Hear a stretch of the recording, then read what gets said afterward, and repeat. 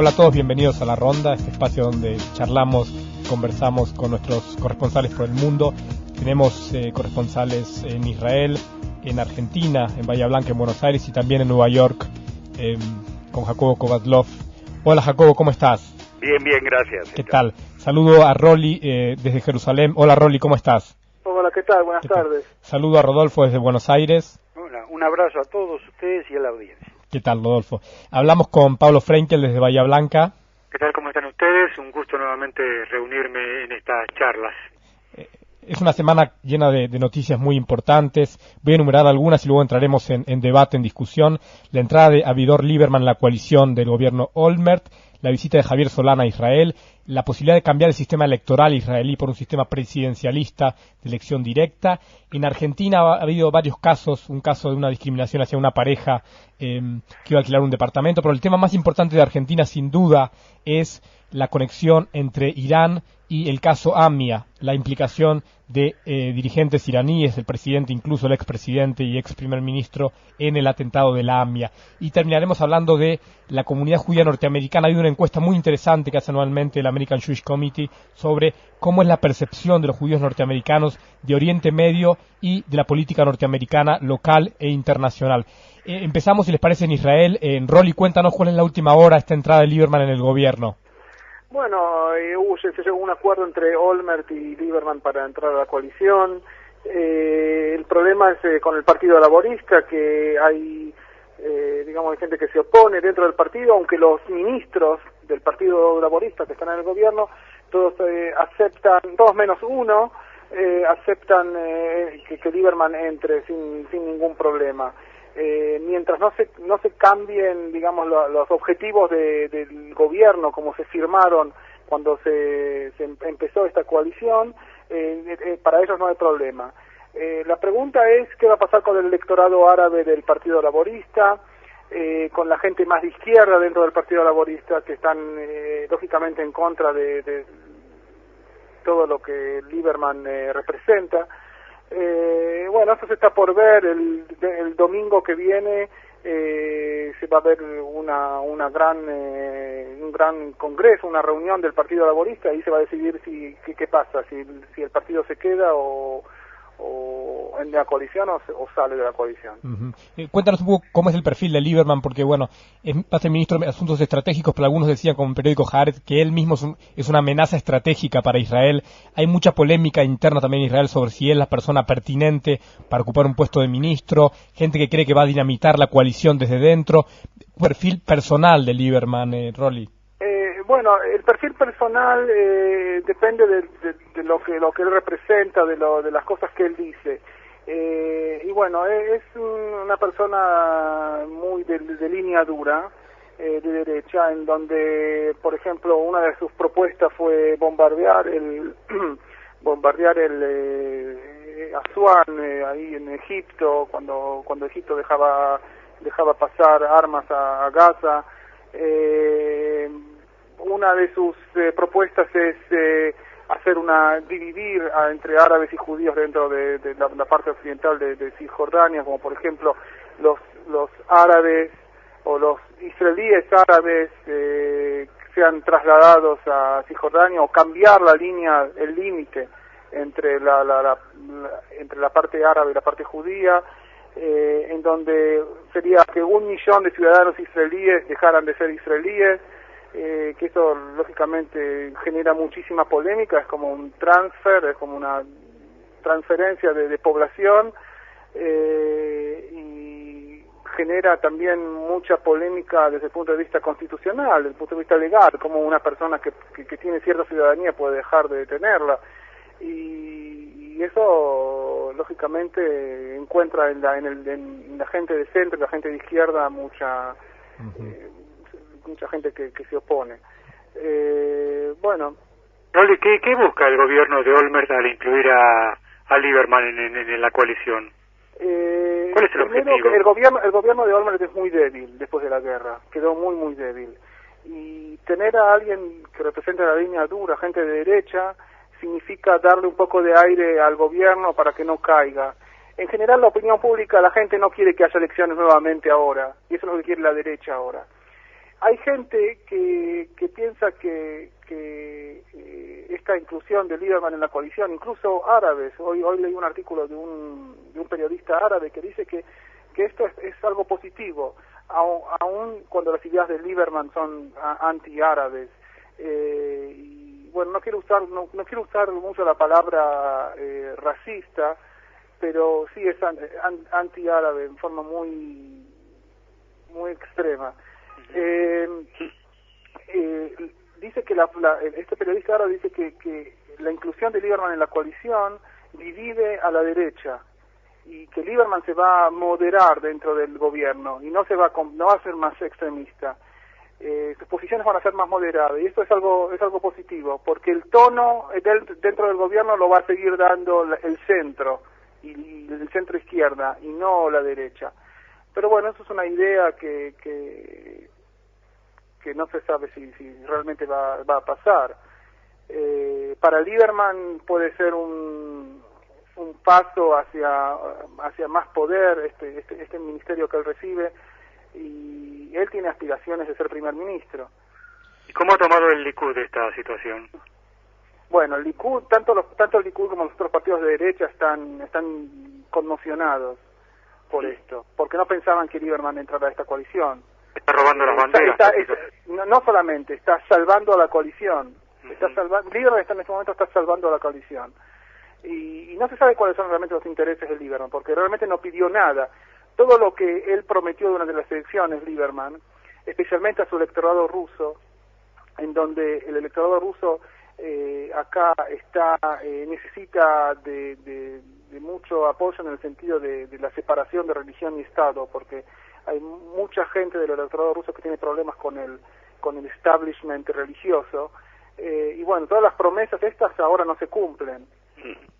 Y bueno, entonces vamos a ver qué pasa con Lieberman.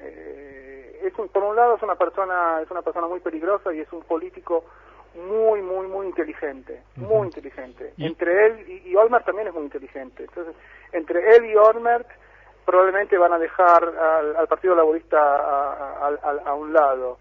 Y Rolly, finalmente quería preguntarte, este cambio, esta propuesta de cambiar el sistema electoral israelí para elegir directamente al presidente, cuéntanos un poco cómo se ha valorado, bueno, hay realmente, cuando esta propuesta viene de parte de Lieberman, enseguida conectan la presidencia de Lieberman con la presidencia de Putin.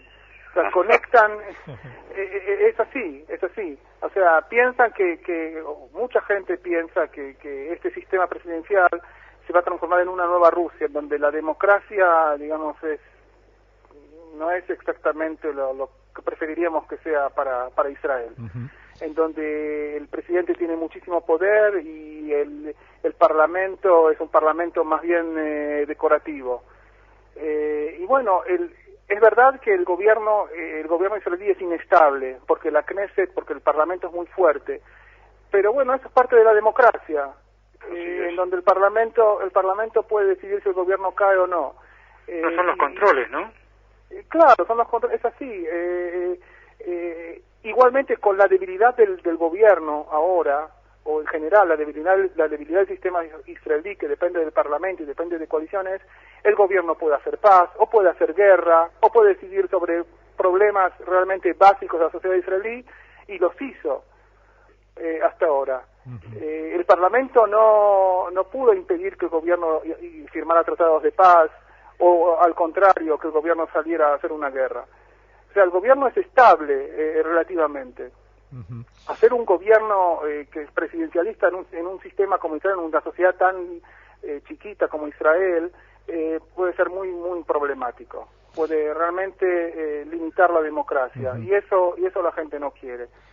Y de todas maneras el Parlamento siempre va a representar a la sociedad, y si la sociedad está muy dividida, el Parlamento va a estar dividido igual.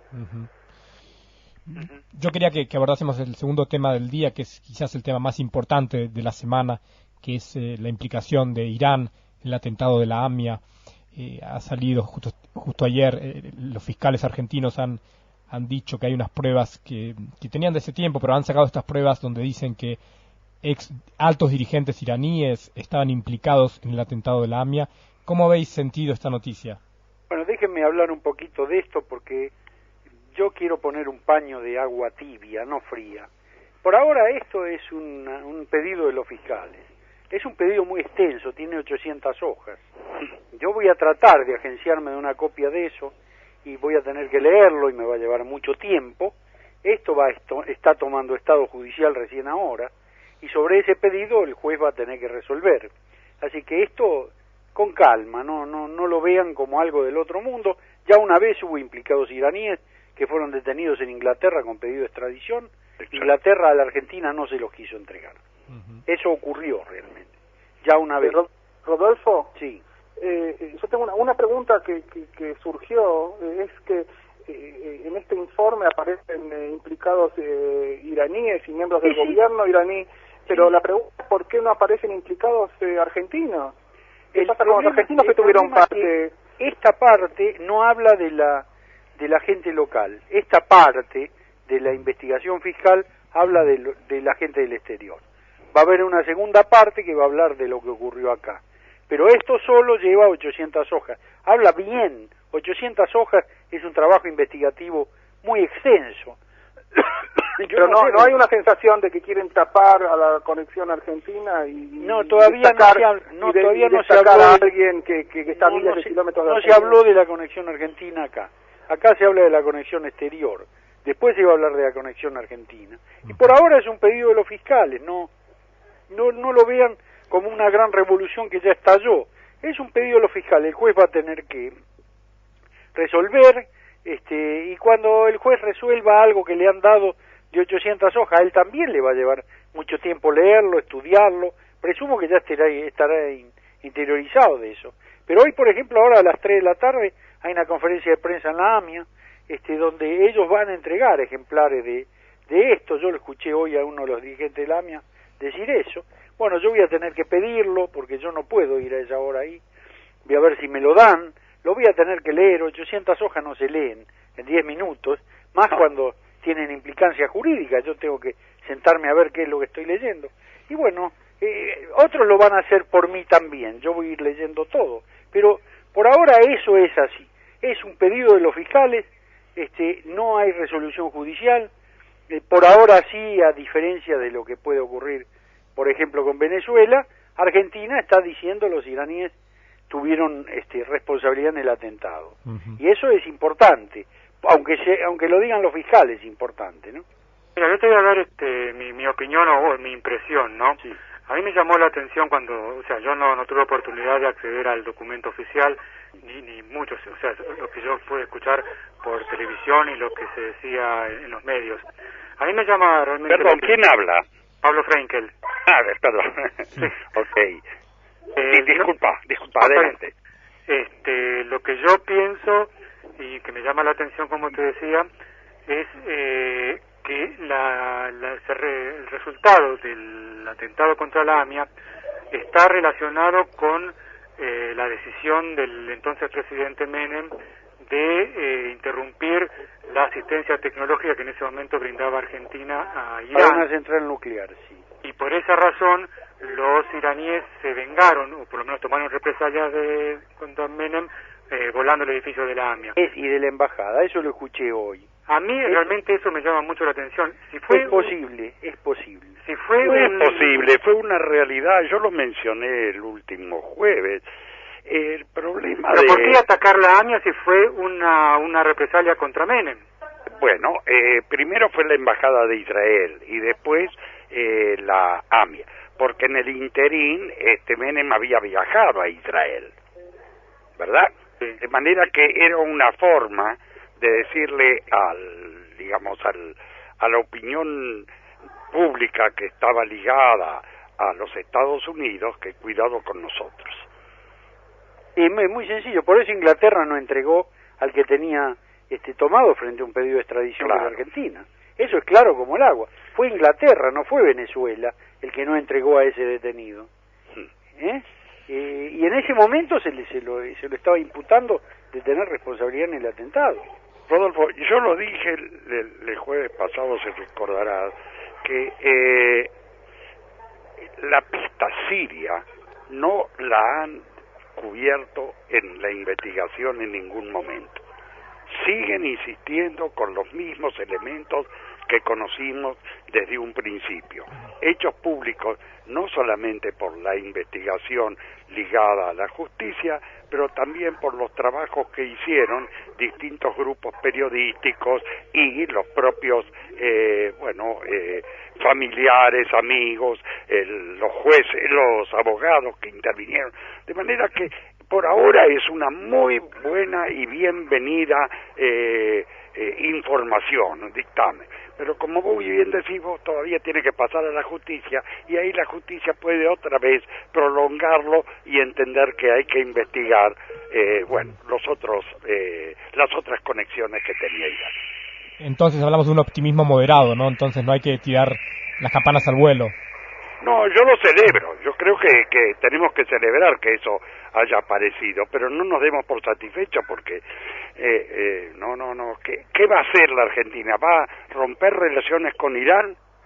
¿Lo puede pedir eso un juez o tiene que ser una determinación Además, cómo va a influenciar la nueva y calurosa relación, como decía el finado de Itela, casi carnal, de la Argentina con Venezuela, que ha permitido la presencia de Irán en Latinoamérica. Y Rolly, en fin.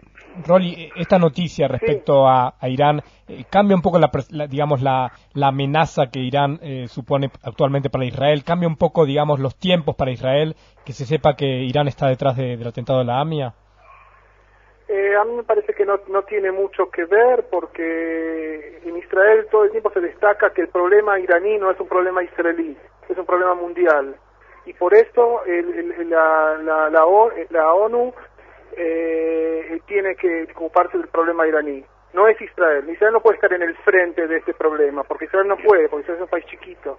Así que se destaca que hay que presionar a los países que pueden presionar a Irán. Hay que destacar el tema, hay que presionar, hay que hablar, hay que fundamentar la situación, pero en general Israel no puede estar al frente de la lucha contra Irán. Y eso se destaca todo el tiempo. Federico, yo te quería hacer una pregunta sobre este tema. Sí. Vos que estás en Europa y conoces el ambiente europeo. Sí. ¿Cómo reaccionó, cómo fue tomado allí por los países europeos la amenaza precisamente de Irán acerca de que si Israel cae también tiene una parte importante de responsabilidad de Europa? ¿Cómo fue tomado eso por los gobiernos y por los países?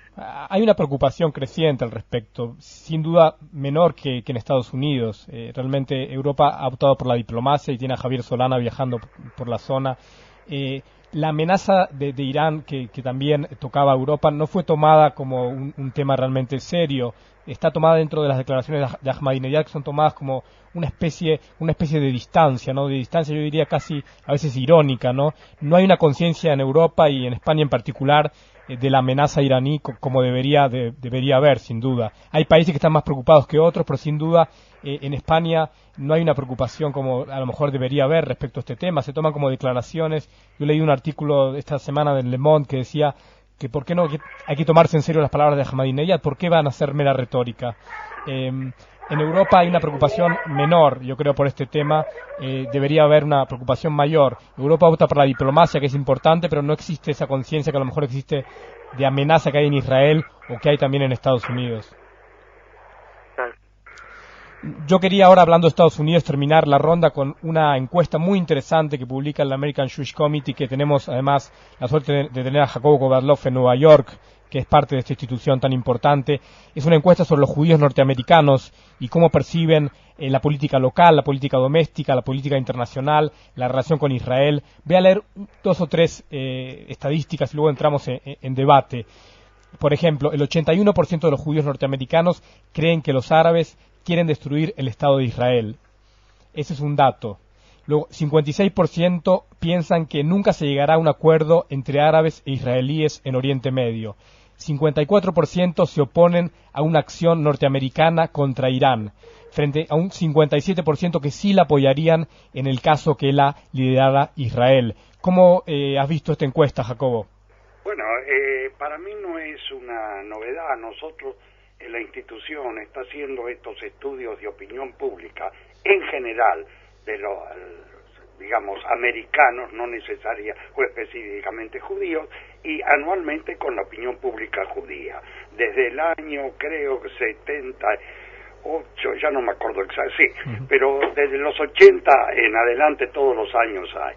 Ahora, acá hay otros valores también importantes, por ejemplo, que tienen que ver con la política local de Estados Unidos.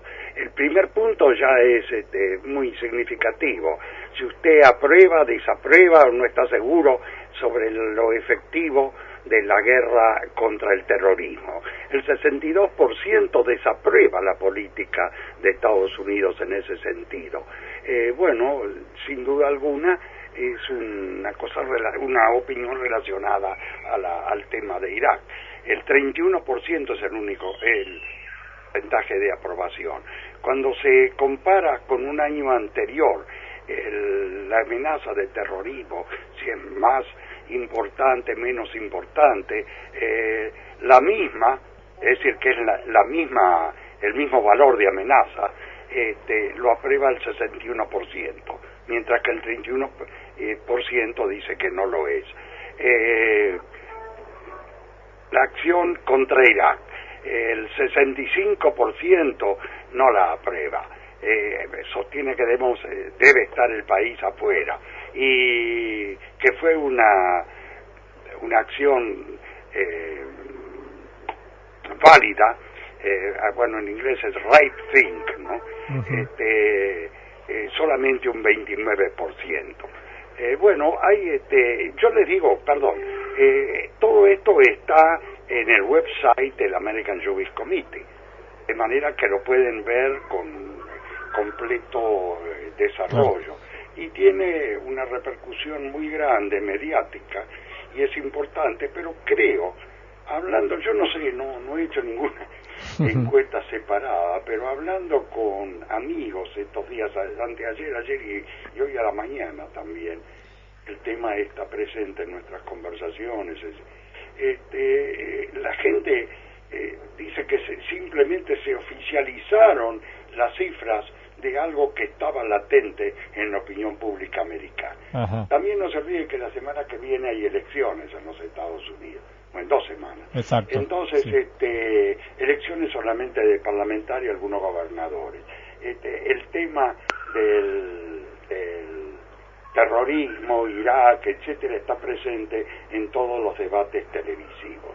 De manera que era importante y resultó oportuno la coincidencia de que el estudio anual surgiera en un momento previo a las elecciones y también con posterioridad a los hechos bélicos. Jacobo, ¿puedo hacer una pregunta a Jacobo? ¿No? Sí, por supuesto, adelante. Jacobo, si esta opinión tan generalizada que desaprueba la guerra en Irak se llegara a trasladar realmente al electorado en las próximas elecciones y llegaran a ganar los demócratas, suponiendo la mujer de Clinton, ¿va a haber alguna diferencia con la relación entre Estados Unidos e Israel? Si los demócratas accedieran a la presidencia con alguien como la señora de Clinton, ¿va a cambiar la relación con el Estado de Israel? No. Se puede criticar la guerra a Irak, pero ello no va en menoscabo del apoyo a Israel. Yo creo que ese apoyo a Israel sigue firme, y no solamente entre los republicanos, pero también entre los demócratas. Obviamente, siempre se ha dicho, y una vez más en estas estadísticas se prueba, la comunidad judía, tan importante en su número y también en sus valores morales o éticos o políticos, esa comunidad judía realmente es más demócrata que republicana. Eso no va en desmedro de los republicanos, porque entre ellos, y a partir de la presidencia de Reagan, sí, a partir de ese momento muchos judíos dejaron las filas demócratas y pasaron a ser nuevos republicanos. hay figuras muy destacadas, están entre ellos Cristo, el Padre e Hijo, está Podorich, el comité sigue apoyando con un comité especial casi autónomo, independiente, la revista Commentary, que es el órgano de la opinión republicana, en muchos sentidos, así que la situación no puede ir en contra de Israel, en mi modesta opinión, puedo equivocarme. Jacobo, pero esto significa que el perfil de los judíos norteamericanos es más liberal incluso que el perfil de los norteamericanos medios. No se olviden también los negros, por ejemplo, como que ahora, bueno, los hispanos son la mayoría, la minoría mayor, pero los negros, por ejemplo, también integraban las filas demócratas y no republicanas, y siguen en esa posición, con pequeñas excepciones, al igual que los judíos. Y también se ha comentado, Jacobo, no sé si cómo lo has visto tú, que George Soros, el gran filántropo norteamericano de origen húngaro, quería emprender un nuevo grupo pro-israelí más demócrata que los que están actualmente funcionando. Así es. Bueno, es un tema que sin duda alguna tiene relación a lo que estábamos hablando, pero hay otra cosa en la actitud de Soros y su grupo. Ellos sostienen que la defensa de Israel no se ha hecho con la debida intensidad y racionalidad que correspondía. Ustedes saben que acá los grupos lobistas se llaman PAC, ¿no? El israelí PAC, P-A-C. Después le doy los valores. El grupo pro-israelí famoso es AIPAC, que tuvo algunos conflictos por, no sé si era transmisión de información en forma indebida, etcétera, etcétera, y eso pudo deteriorar para algunos el apoyo del gobierno a Israel. Eso no se produjo. De todas maneras, es indudable de que hay una necesidad de cambiar algunas posiciones respecto al apoyo judío y americano, es decir, el judío integrado dentro de América del Norte, el apoyo hacia Israel. Y esa es la iniciativa de Soros, pero también hay entre ellos otros personajes muy importantes. Soros ha hecho una promesa millonaria para crear esta institución y este grupo, y se ha rodeado de otros colegas en cuanto a la denominación de millonarios, entre ellos los primos Bronfman. Veremos qué es lo que sale. Creo que hoy es el encuentro. Por eso tiene un poco más que ver con la política interna judía, institucional, que con la política exterior. Acá lo que se habla de este tema es que AIPAC representa en general la línea dura y la línea muy de derecha, y que no siempre aporta para hacia la seguridad de Israel, sino al contrario. La crítica contra AIPAC es que realmente representa solamente al gobierno de Israel cuando la política es de línea dura, y en general lo que se critica es que en el gobierno o en esta representación de AIPAC no existe otra línea en donde se trata de presionar tanto al gobierno de Israel como al gobierno palestino para que lleguen a un acuerdo. Rolly, la verdad que se nos ha ido el tiempo con este tema, hemos cumplido la media hora de la ronda. Yo os invito a hablar de este tema la próxima semana también, porque es un tema muy importante, como mencionaba Jacobo, el tema de la política interna judía también en Estados Unidos. Así que despedimos por esta semana la ronda, lo dejamos para la semana que viene esta discusión. Saludo a Pablo Frenkel desde Bahía Blanca. Pablo. Bueno, gracias como siempre, Federico, un saludo a todos los amigos y hasta la próxima. Muchas gracias, Pablo. Saludamos a Rodolfo desde Buenos Aires. Bueno, yo me despido esperando en la próxima poder aportarles algo más sobre este dictamen fiscal. Saludamos a Rolly desde Jerusalén. Bueno, Chao, hasta luego. Hasta la semana que viene. Saludamos a Jacobo desde Nueva York. Gracias por hacerme partícipe de esta magnífica tertulia. Muchas gracias, Jacobo, y a todos los oyentes. Hasta la semana que viene con mucho más ronda de corresponsales. Gracias.